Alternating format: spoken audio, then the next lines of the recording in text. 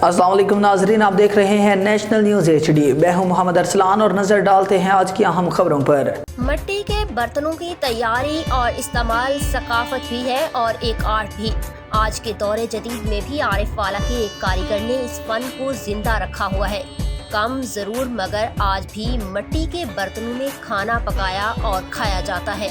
मजीद देखते हैं आरिफ वाला से मिर्जा गुलाम अली की इस रिपोर्ट में। ज़माने कदीम से ही खाना बनाने के लिए मिट्टी के बर्तनों का इस्तेमाल किया जा रहा है। वक्त बदलने के साथ साथ इसमें तब्दीलियां रूनुमा होती गईं, लेकिन आज भी इन मिट्टी के बर्तनों की अफादियत से इनकार नहीं किया जा सकता।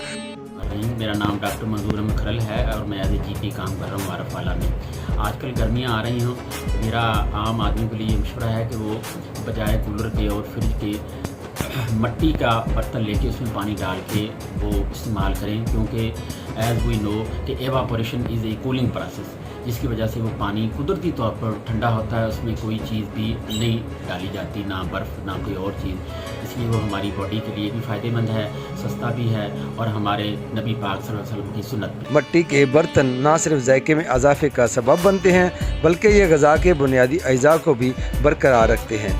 मिट्टी के बर्तन अब शहरों में तो कम ही नज़र आते हैं, लेकिन देहात की ज़िंदगी में आज भी इनका इस्तेमाल हो रहा है।